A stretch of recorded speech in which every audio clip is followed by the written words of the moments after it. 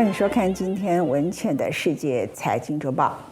现在，如果人们认为你经济核心的问题是什么，美国的答案叫通膨，欧盟的答案可能也是通货膨胀，而这主要是全球供应链的断裂所引起的。目前这个断裂的持续呢，可能会持续到2022，甚至到2023年。但是亚太却是赢家，因为亚太的出口仍然非常强，通货膨胀主要都不是出现在亚洲地区，主要是出现在美国以及欧盟地区。为什么？大概这里头呢，主要的通货膨胀跟食品有关的，是因为化学肥料的成本飙涨，还有尿素，这两个都是跟农业的生产有关系，所以它可能会推高各地的食品价格。另外，电价也创下了历史的新高，这个油价本身带了电价，这也对全世界都产生了影响。所以人们认为，在2022年的时候，我们会出现一个叫做滞胀，也就是它出现了通货膨胀，但是经济的成长是趋缓的，所以是停滞性的。但美国的经济是成长的，中国的经济是成长的，还不至于到滞胀的情况，滞胀可能比较出现在其他地区。通货膨胀会对全世界产生什么影响？第一个就是联准会的行动。路透社的调查问了很多经济学家，预计联准会会在明年第3季的时候升息，但也可能更早行动。至于升息代表什么样的意涵呢？华尔街日报做了一个过去的一个回顾。联准会常常在某些状况里头会突然升息，一种表态告诉你说我不会无限期的一直是宽松政策。而美国的前财政部长 Summers 是比较悲观的，他说美国经济在未来24个月里头有30%的几率是会出现衰退，很大的原因他认为也是一个通货膨胀所带来的。在这个时刻呢，人们就会认为说，既然通货膨胀代表什么？你钱放在银行里头，你光是食物就涨6%多嘛。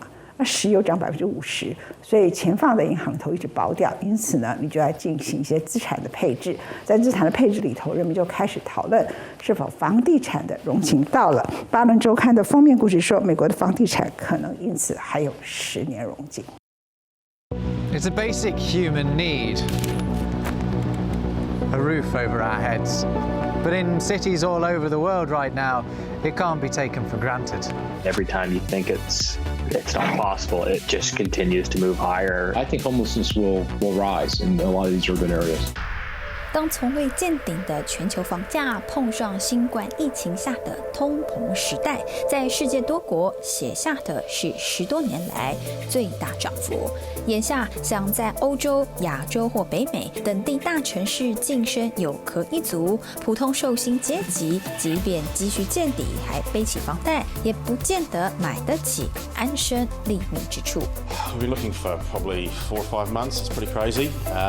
Prices have gone up a lot in the last sort of 6 months. Some places that I looked at that were too costly, so I just decided that I needed maybe lower price range that I'm looking for. 首尔的这个市民，老百姓就越来越好苦，买不了房子，太贵了。以台湾所处的亚洲为例，南韩房价遭人为哄抬炒作，虽不是新闻，但今年以来上涨19.8%，不但创下14年来最大涨幅，更缔造高达341万南韩人6年来逃离首尔，无奈做出迁居房价可负担城市的悲情记录。大洋洲疫情模范生纽西兰的房价，则在10年已涨90%的基础之上，继续在过去这1年大涨30%，涨幅居 OECD 成员国之冠。如今想在该国最大城奥克兰置产，以10月份房价中位数125万纽币来看，就代表一出手2300万台币上下跑不掉。此外，全球房价截至今年第2季较去年同期上涨9.2%，其中土耳其以惊人的29.2%居首，斯洛伐克及美国也都有18.6%涨幅。只是纵使房价一天高过一天，各地建商却也没能够赚饱口袋。Everyone started putting their prices up, so all your frames, your trusses, your roofs, carpenters, concreters, everything. Everything's gone up in price. The price of units in Egypt are expected to rise by up to 15% from now towards the first quarter of 2022. 37 years I've been doing this. Never seen anything like this in my life. Even high school kids you can't get. I mean, college kids just they want to work. 全球供应链依然一团混乱，各式建料的大量短缺，劳动力的持续不足，都成为助长房价的两大催化剂。在澳洲，有建商被迫延期交屋，眼睁睁看着每一户因延宕完工，损失$15,000。在埃及，有房产商受不了成本暴冲，选择提高房价，只求公司不要破产。在美国，有建筑工地活生生因为找不到工人，闲置过久，被鸟类在屋角筑巢过冬。但就算房屋供应短缺，房价高歌猛进，房市交易却依然火热的原因在哪？不少专家直言，各国政府选择货币宽松，令热钱四窜，难辞其咎。So in actual fact, it's government policy that's really behind some of the increases in house prices. 就拿澳洲来说，先是该国央行为提振疫情下的疲软经济，去年11月一口气调降15个基点，把基准利率直接砍至0.1%。紧接着，国内4大银行跟进压低抵押贷款利率至2%以下，意味假使借入200万澳币，需支付年息不到4万澳币。大大低于同等房屋租金的划算投资，让澳洲最大城雪梨短短1年房价中位数上涨了30%。美国房市同样被泛滥资金大举淹没，爆出购屋潮，甚至是一屋难求的现象。There's a bidding war for literally every home on the market, every fixer-upper, every house that needs even a lot of work. It's still just a crazy bidding war. My neighbors, actually, because we were on vacation, were calling me and texting me saying, what is going on at your house? There's people in a line down the block. We saw 2 people having a fight. Our house had 44 offers on it. 纽泽西州一家4口为了换房求售名下的独栋3房楼，挂牌$39.9千，经过一轮激烈的买家竞标后，最终以$54.2千，比挂牌价远高出450万台币，约合新台币1600万成交。事实上，美国房屋销售速度不但屡创新高，直接捧着现金登门抢购者更是不计其数。数据显示，全美在10月底共有125万套待售房屋，按照目前火热的买卖速度，3个月后就能销售一空。许多国家都与美国一样宽松资金借贷，只是成功刺激经济成长后随之而来的，正是大量闲置资金流窜市场，推升股市上扬，带动房价上涨，连同民生用品、能源价格一路狂飙。美国通膨可能连续2个月破6，11月预测上看6.7%、6.8%来看，全球金融市场最关心的，无非是美国何时开升息第一枪，届时火力有多强大。I suppose the good news is that this is not driven by the kind of reckless, irresponsible lending that led to the housing bubble, that led to the last financial crisis. Those kinds of things are not happening, at least so far. Nonetheless, housing prices are moving up, and of course that makes it more difficult for entry-level buyers to get into the housing market. So that is a concern. 今年7月出席国会听证时，美国联准会主席鲍威尔曾对国内房价不断走高发出担忧。但对比眼下，已是年末，全美房价走上45年来最大增幅，过去1年累计18%的现况来看，并有专家发出警告，认为美国房市早已过热，全美通膨绝对比联准会评估的要高。My biggest issue with the PCE is that for your average American household, you spend between 40 and 50% of your income on housing. If you look at it through that simple of a prism, and understand that the PCE's input for housing is only around 22%, then you see that you're undercounting households' biggest expense by a wide margin. I think it's pretty darn clear that the Fed cannot control inflation on the downside or the upside, given the current experience. I know you believe this is transitory. How long does inflation have to run above your target before the Fed decides maybe it's not so transitory? I think it's probably a good time to retire that. 美国联准会主席鲍威尔才因为全美物价飙上31年新高，又饱受新冠新变异株威胁之际，在国会殿堂上松口认了全美通膨非他此前始终坚持的一时而已。如今市场盛传，倘若11月美国通膨数据确实如各大券商预测的来到6.8%，这将是自1980年代雷根担任总统以来，美国人在这40年来所见过的最高数字。也因此，联准会应当会在下周利率会议中正式宣布大幅加快进行中的缩减购债，甚至认为鲍威尔可能向市场暗示，2022年将进行比预期更激进的升息步伐，标志着货币政策将出现重大转变。眼下，华尔街交易员早已交头接耳，对赌明年美国会升息至少2到3码，甚至可能更深于此。这次的通货膨胀很大的一个部分是石油的价格飙升引起的，而石油价格的飙升引起，除了全球暖化之外，跟供应链有很深的一个关系。但是有一家公司是完全例外，为大家介绍，它是 Amazon。亚马逊帝国呢，在2017年的时刻根本就没有 COVID-19 的时候，他就认为，如果一家公司这么依赖物流，而这个物流呢交由别人来承担的话，那么这个风险太高。换句话说，它是你的核心业务，是你的核心竞争力，你却无法核心的掌握它。所以贝佐斯非常有远见的，在2017年的时刻就开始进行了全球的布局。当时美国全面的反中，可是呢，他却跑到中国，和中国最大的货柜制造龙头中集集团，他直接下单，我给你下单，直接买了几百个船运的货柜。然后他觉得船运货柜还不够，为什么？因为很大的船呢，它都需要深水港，就好像这次完全都塞在洛杉矶跟长堤，为什么？因为只有这2个是深水港。新加坡是深水港，像香港就已经不是深水港，所以他同时又买了好多的，又跟中国进一步的租赁很多的中小型的商船。这是2017年，他让他们变成拥有在美国的海运执照，租赁中小型的商船。所以这一次很多在长堤、在洛杉矶塞港的这个大货轮。可是有些却可以很快的卸货，就是中小型的商船，它是用租赁的方法。第3个，到了美国怎么办？他早就在2015年的时候看到奥巴马所通过的劳工法可能对卡车司机跟美国内部货运的伤害，所以他的做法不是无人机 ，OK， 他的做法呢就是空运。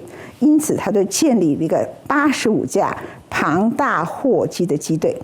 往来穿梭在全美42座机场，一天至少有164班的航班起跳，送货的范围涵盖欧洲。他就这么建立了个亚马逊帝国，佩服吧。There are 77 container vessels waiting in California's San Pedro Bay. That's a record high, but some of those ships are unscheduled container charters with no docking appointment. The ports of Los Angeles and Long Beach announcing they'll fine shipping companies for each container they leave on the dock starting the 1st of November. The trucker shortage in the U.S. is at an all-time high, 80,000 according to new data released this week. 当美国人只怕得眼睁睁看着西岸2大港拥塞回堵至2022年，拜登政府自11月起对滞留港边货柜祭出1日$100重罚，累犯翻倍，显然收效甚微。为大幅翻转塞港问题之际，全球电商龙头亚马逊早已受惠于自己提前布局，在这场大打劫的供应链危机中找到活路的出口。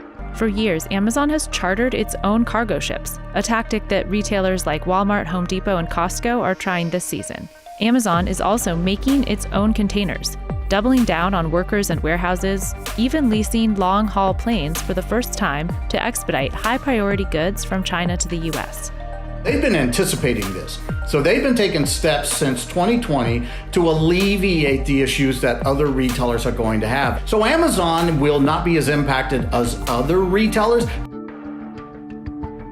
船运货柜曾大量供过于求，只能靠盖房造园消化囤货。孰料新冠疫情爆发后，需求暴增，纵使喊价飙涨10倍，也一柜难求的现况，却意外没有为难到说他有远见也好，砸钱扩张也罢的亚马逊。贝佐斯找上中国货柜制造龙头中集集团，下单制作数百个船运货柜，在10月正式大军压境，抵美投入使用。Amazon has produced probably somewhere in 5,000 to 10,000 of these containers over the last 2 years. I've been tracking it. When they bring these containers into U.S. soil, once they unload them, guess what? They get to be used in the domestic system, in the rail system. They don't have to return them to Asia like everyone else does. By them creating their own containers, they are essentially guaranteeing that that equipment is going to be available for them. But that would be an example of something that would give you a competitive edge if you were to be able to provide that good faster. 一旦自有货柜在手，商品就不必受制于货柜短缺，在彼岸苦等出货。接下来载货商船只要绕过全美最繁忙、最拥塞的加州2大港，停泊卸货速度绝对能立刻加快。贝佐斯再选择租赁大量私人货船，以求彻底掌控调配旗下商品一切航运路线。You can pull into much smaller ports, the port of Everett, Washington, for example, or Houston, or New Jersey, those ports that have the lowest congestion and the fastest offload times. 事实上，亚马逊早就启动了这项大胆实验，悄悄透过麾下中国子公司10多年前收购的大陆网络零售商，从北京世纪卓越更名的亚马逊中国，于2017年在美申请海运执照，靠着大量租赁中小型商船，一步步组建起专属的物流船运网，打造亚马逊的海上帝国。They're doing over 10,000 containers per month of the small and medium-sized Chinese exporter. Amazon's volume as an ocean vendor, that's right, you heard me correct, they're considered an ocean vendor, would rank them in the top 5 transportation companies in the Trans-Pacific. 亚马逊众多零售业对手沃尔玛、好事多、家得宝、IKEA 及 Target 百货，因而纷纷在今年第4季仿效跟风，前仆后继租赁中小型货轮，避开拥塞美西港口，甚至发想改装运载农产或化学品等多用途船只，甚至为了确保船只不断货，清一色选择与船东签下长期合约，躲人落跑。You've got those fringe vessels that used to be $10,000 a day. They're now $150,000. And you can't do like a 1-month lease. Everybody's got a captive audience now, right? And so now you've got to lease that thing, I've heard, for as much as 4 years. 货柜船大小一般以装载多少20尺标准货柜计算，大型货轮可运送2万个标准货柜。由于为跟风航运费飙涨喊高租赁费用，在运送中国商品的太平洋航线上有一定需求，但受限于巴拿马运河航道较窄，无法直接驶入墨西哥湾及美东，导致这一支远洋舰队中有40%一股脑涌向美西，令洛杉矶及长滩港务大打劫。中小型货轮虽只能运送1000个标准货柜，可在美国东西岸港口穿梭自如的弹性，让这支可准时交货的迷你舰队成为后疫情时代下炙手可热的明星商品。When leasing a ship that can only carry about 1,000 containers, you're actually paying twice as much to move your containers. But what choice do you have as a retailer? You don't want to be the person that doesn't have goods on the shelf, right? You don't want to be the CEO that's explaining to Wall Street that you made that decision or didn't have those goods. So we're moving our hottest selling items this time of year that also bring the highest margins. 而为了追求更高获利，让高利润商品可避开塞港，以最快速度交货，亚马逊早自2016年起，哪怕用租的也好，用买的也罢，组建一支上看85架的庞大货机机队，往来穿梭全美42座机场，以一天至少160架航班起跳，完成送货范围涵盖欧洲，同行望尘莫及的高货运量。如今更传出有意增购货机，吃下往返中美之间的空运商机。One of the converted Boeing 777s can carry 220,000 pounds of cargo, equivalent to the cargo that can fit inside about 5.5 fully loaded 20-foot containers. Wouldn't it be easier just to move all that product, say, from Asia to the US in a cargo plane? No, it can cost over $1 million in certain cases to lease and fly a cargo plane. It's a very, very expensive endeavor.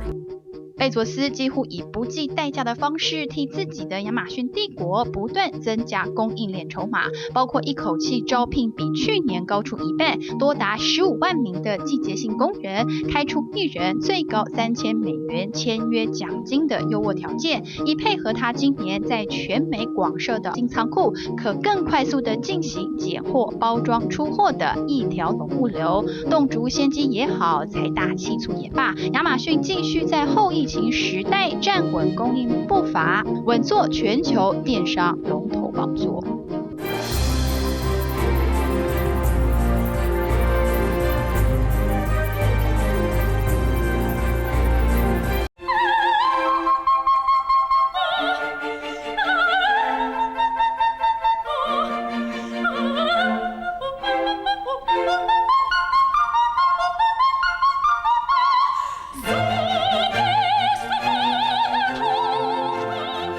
虽然目前对于 Omicron 到底这个病毒株它的所有的研究报告还不够清楚，可是一般的看法，它在财经领域里头对于供应链的影响不会像 Delta 来的这么严重。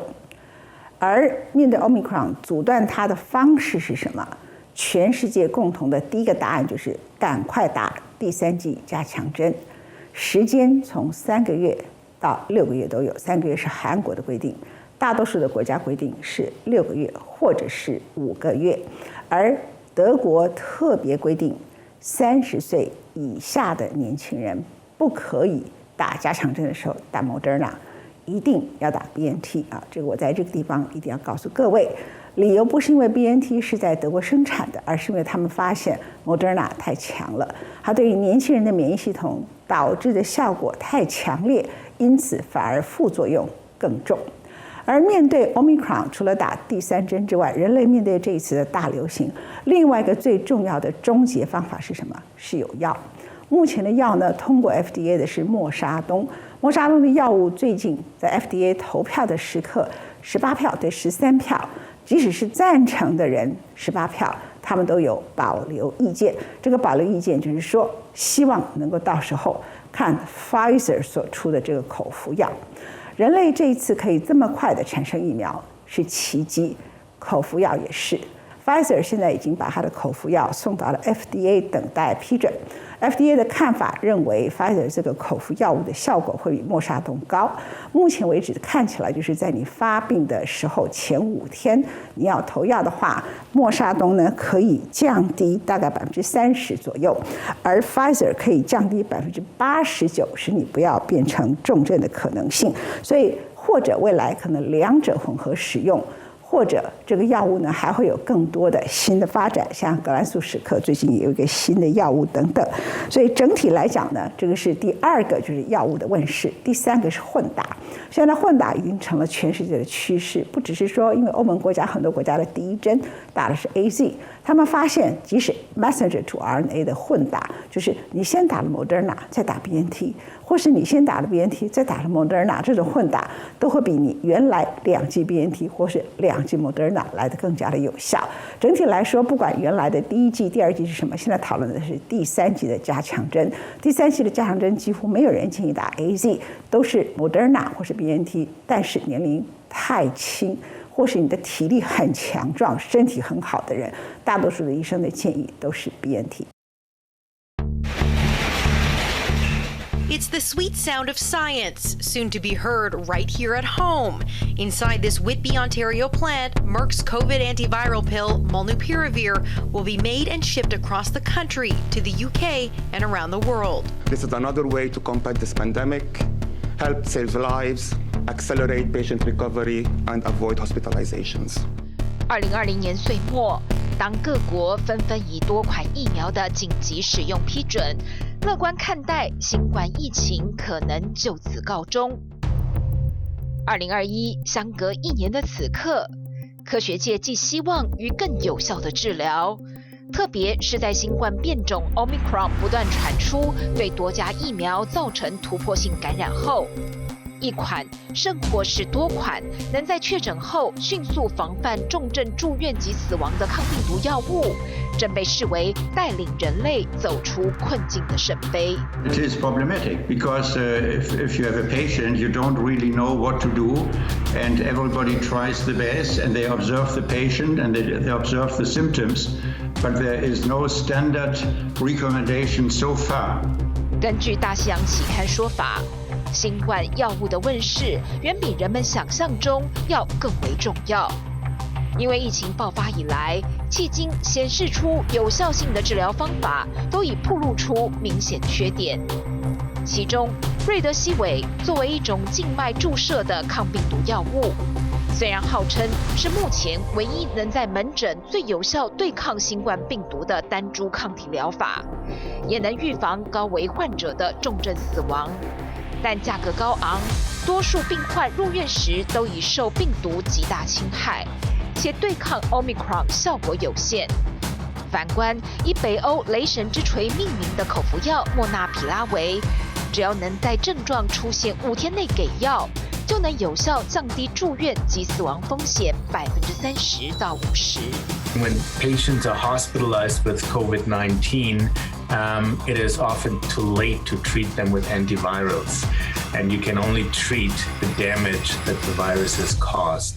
尤其当多数富裕国家疫苗供应已远超出需求一段时间，诸如美国只剩5岁以下幼童及数百万迄今仍基于各种因素不愿接种疫苗者，不断造成病毒的突破性感染。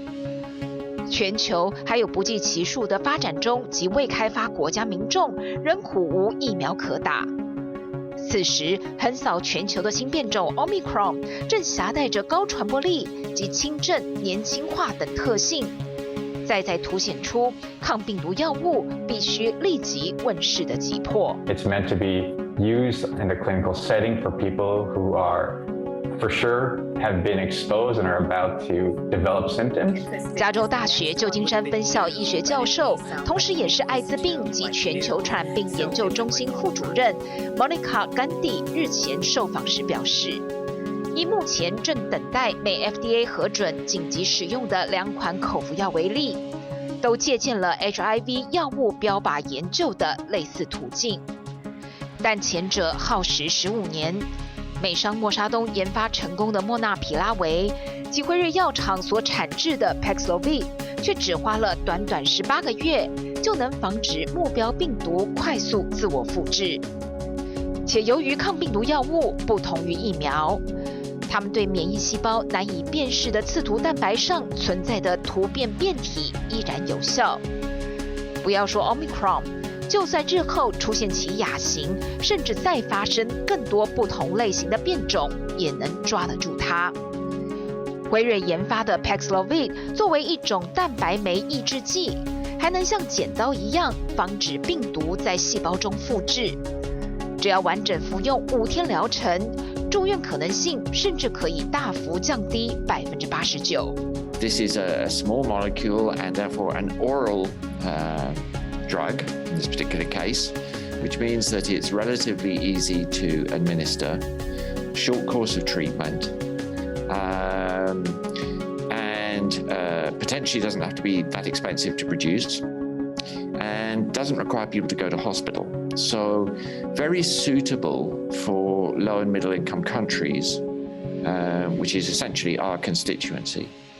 有时报道称，当全球正在忧心Omicron 的出现可能导致各国病例激增，并削弱疫苗保护力。2款新冠口服药的出现，无疑正替人类带来希望。但分析也悲观预期，今年结束前要等到口服药问世，似乎已不太可能。因为 FDA 专家会议提出了莫纳比拉韦可能导致人体自身 DNA 突变的可能性。多数投下赞成票的委员都表达了强烈的保留意见，倾向于等待辉瑞 Paxlovid 提出更多数据，甚至不排除将这些药物混合使用，使其更有效对抗新冠病毒。而30年前负责监督 HIV 联合疗法开发的美防疫专家佛奇，虽然也争取到30亿美元，试图研发一款能对抗所有冠状病毒的口服药丸，但预计最快1年内才会有初步结果。It's going to be a combination of the two, vaccines and potentially these antivirals that will be helpful to get us out of this. 富比士杂志说，抗病毒药物的研发无疑将会是彻底终结新冠疫情的下一个战场。但《华尔街日报》也直言，就算美国能快速批准辉瑞和默沙东口服药在美上市，中低收入国家至少还要苦等数月才有机会取得。当下防堵 Omicron 变种扩散，欧洲卫生单位已建议混打 mRNA 疫苗。因为英国牛津大学一份最新临床研究已证明，第1剂接种辉瑞或 AZ 疫苗者，若能在9个星期后接种莫德纳疫苗，免疫反应将会大幅提升。不过风险是可能出现较多的短期副作用。另外，辉瑞自身针对 Omicron 变种的保护力研究也坦言，就算完整接种2剂，也没办法避免 Omicron 的突破性感染。但补打加强针，可望将抗体一口气增加25倍。现在的问题是，我们需要持续针对新变种病毒不断研发新疫苗，还是补打加强针就已足够？When we think of the pandemic and how to manage it, it's all about whether it protects against infections.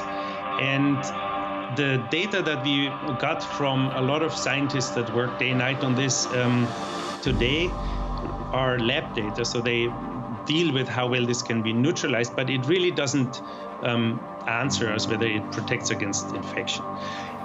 Overall, it looks like infection will not be prevented by vaccination. There's enough of these case reports coming in now. We see increasing numbers all over the place. But indeed, it looks like vaccination might help against severe disease. And there, it's really a question of whether the glass is half empty or half full. 纽时报道称，作为一个令人担忧的新变种，Omicron 的出现已凸显人类必须使用多种工具来对抗这场大流行病的重要性。尽管强制戴口罩、保持社交距离及快速检测都有助于防范医疗体系崩溃，但根本之道还是透过疫苗，也就是利用人们的免疫系统防止被感染，并透过口服药及抗体治疗，替确诊感染的病患带来希望。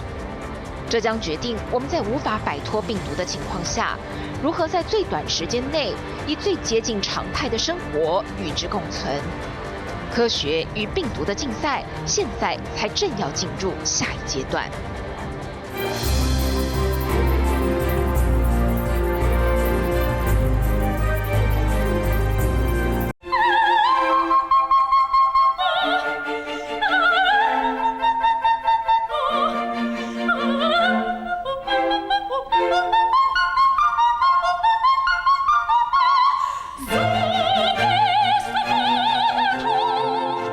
燃烧煤炭或是森林野火所形成的 PM2.5，我们过去知道它可能是很小的颗粒，它像一个空污一样，然后会进到你的肺部，粒子是看不见的，最后可能导致肺腺癌。但是它也可能伤你的大脑，伤到认知。这个是最新的一个研究报告，是在 Boston 地区由 Columbia 大学所主持的一个研究报告。它会伤你的脑部多久呢？28天就可以伤害你的脑部，在煤炭燃烧或者是森林燃烧之下。I'm Pete. I'm not elderly. I'm 65. I have dementia, Alzheimer's disease to be precise. I woke up this morning, I couldn't speak very well. Sometimes that happens, and that what makes it worse is knowing that it worries my wife so much,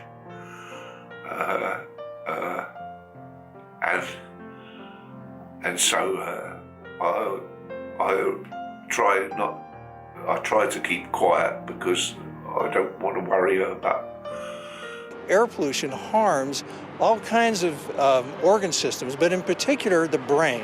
The study done by the National Academy of Sciences looked at some of the worst air, much worse than we see here. For example, in cities in China, they found that both the math and verbal scores decreased as exposure to cumulative air pollution increased, especially in older, less educated men.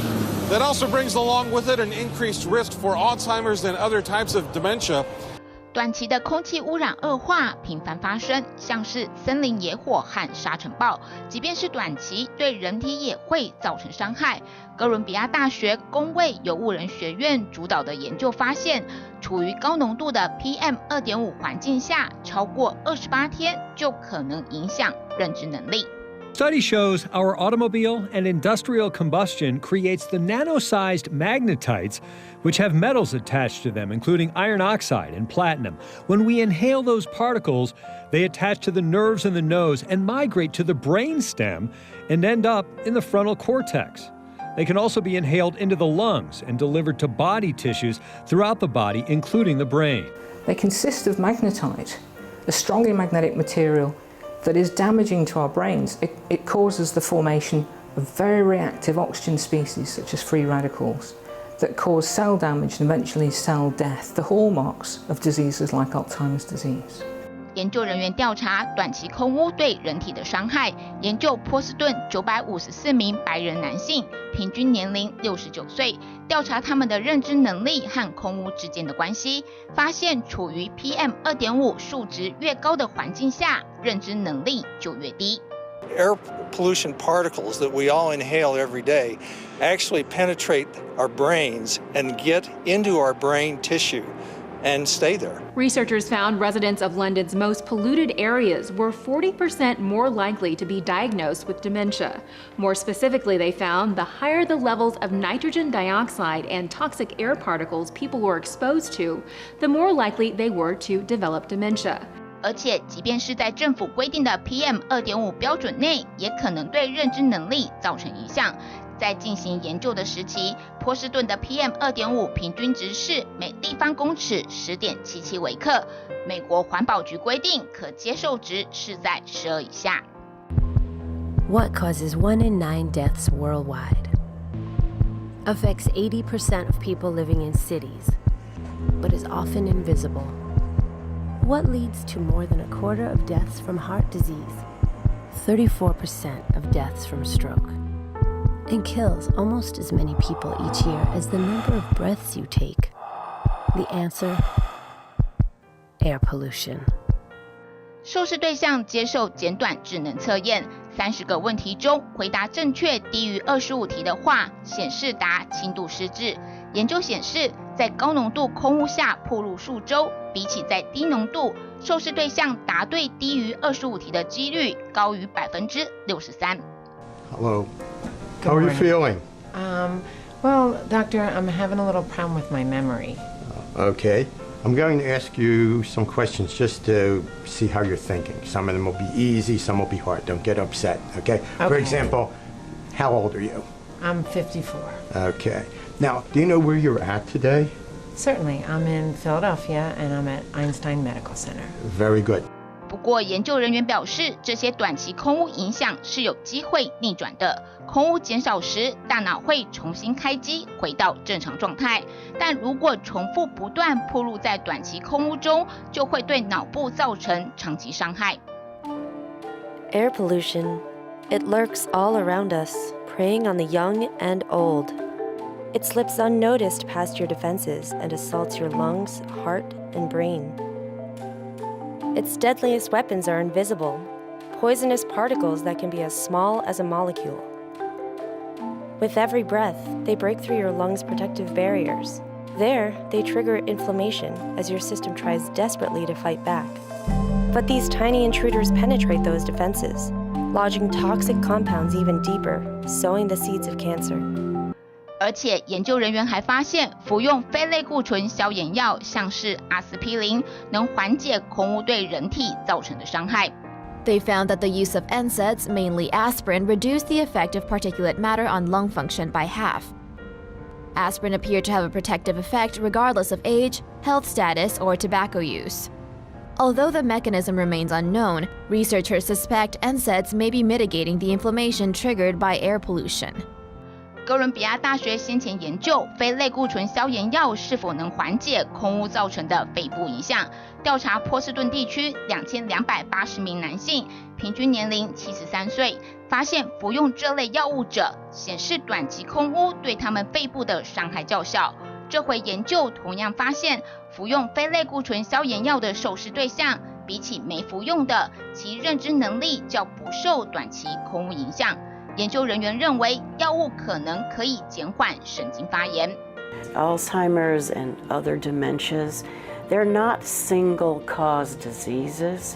You probably are going to need to have an anti-amyloid therapy, maybe an anti-tau therapy, an anti-inflammatory therapy like ours. 不过，这项研究是观察性研究，无法证明因果关系，且受试对象仅有老年白人男性。研究人员就表示，这项研究让大家看到非类固醇消炎药和空污的关联性。接下来需要进行临床试验，且应包含各个种族，找出消炎药减缓空污对人体伤害的机制。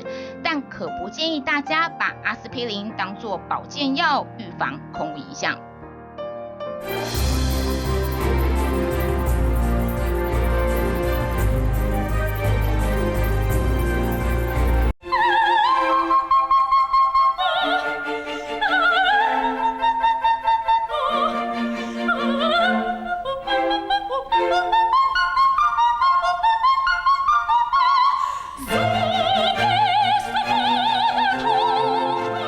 我们不是宇宙的中心，我们只是宇宙中的一个小行星。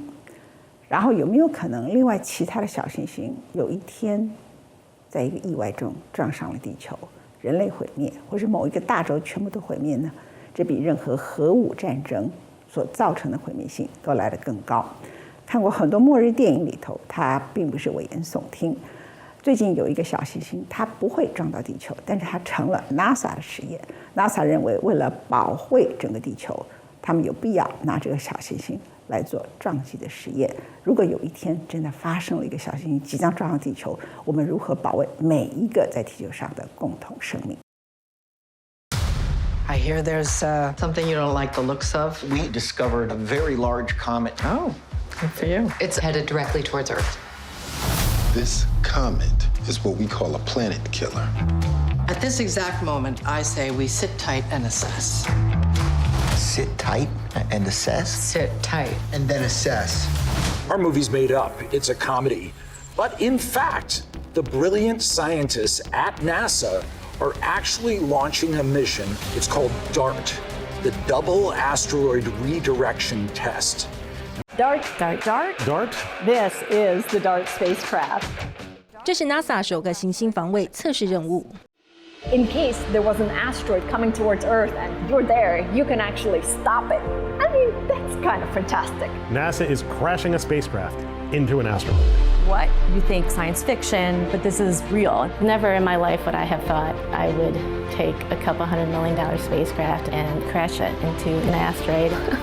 My name is Michelle Chen. I'm Lena Adams. My name is Kelly Fast. I'm Andy Rifkin. I'm Justina Sorovitz, and I help tell the story of the DART mission. I'm a planetary defender. 这是一个由 NASA 指导，约翰霍普金斯大学应用物理实验室和 NASA 喷气推进实验室共同合作的项目。您可知道，地球周围有大约1000个直径超过1公里的近地小行星，一旦撞上地球，都能造成毁灭性的灾难。所幸在可预见的未来，地球都不在他们的轨道上。不过世事难料。The kind of object that DART is going to visit is an object that's about the size of the Washington Monument. Those kinds of objects hit us every few thousand years, and they would cause severe damage on a regional scale. DART 的目的不是击碎向地球袭来的行星，而是让它偏离轨道。DART will only be changing the period of the orbit of Dimorphos by a tiny amount. But in space, just a little bit is just enough to make an asteroid actually miss us. In the event that an asteroid is discovered well ahead of time before it might impact Earth. Behind me, you see the spacecraft. DART 任务飞行器由 SpaceX 火箭发射升空。2, 1, and liftoff of the Falcon 9 and DART. This is the first time SpaceX has taken a NASA spacecraft and intentionally launched it on a trajectory to escape Earth and crash into an asteroid. So again, pretty cool mission. Very excited to be a part of it. It'll travel more than 6.5 million miles to reach the asteroid, then slam into the space rock at 15,000 miles an hour. NASA scientists will then watch closely to see if and how the trajectory of the asteroid changes after the impact. DART's goal? Intercepting an asteroid called Didymos, as wide as the world's tallest building, the Burj Khalifa in Dubai, and actually target its secondary body or moonlet called Dimorphos, which itself is 525 feet wide. Dimorphos, the smaller rock, orbits the larger asteroid. We're going for the smaller one because it's easiest to measure a deflection with the smallest one. Like if you try to push a car, it takes with the same force, it's a lot easier to see any motion than if you push a larger car or a truck, right? So we're trying to go after the one object where measurement of a change is the easiest for us to detect from the ground. 10 days before the collision, a miniature satellite will actually detach from that spacecraft and it'll start gathering images. They're going to use those images combined with an onboard camera that'll gather video right as it makes impact, along with images gathered from the ground to hopefully create the full picture of what impact this spacecraft has on the orbit of this asteroid. Scientists comparing this to slamming a golf cart into the Great Pyramid. So that's what they're likening it to. Crazy town, crazy. 这个疯狂的计划离成果验收还有一段时间。The DART spacecraft aboard this rocket will crash into an asteroid about 10 months from now with the goal of changing its direction. The asteroid doesn't pose a threat to Earth, though, but NASA is testing the technology just in case. The target will be relatively close to Earth at 6.8 million miles, or 11 million kilometers. The spacecraft should hit the asteroid in September of next year. The dinosaurs are made completely extinct by an asteroid impact so many years ago. Here we are, we can actually do something about it. I think this is just wonderful. 谢谢你收看今天文茜的世界周报、文茜的世界财经周报，我们下礼拜见，拜拜。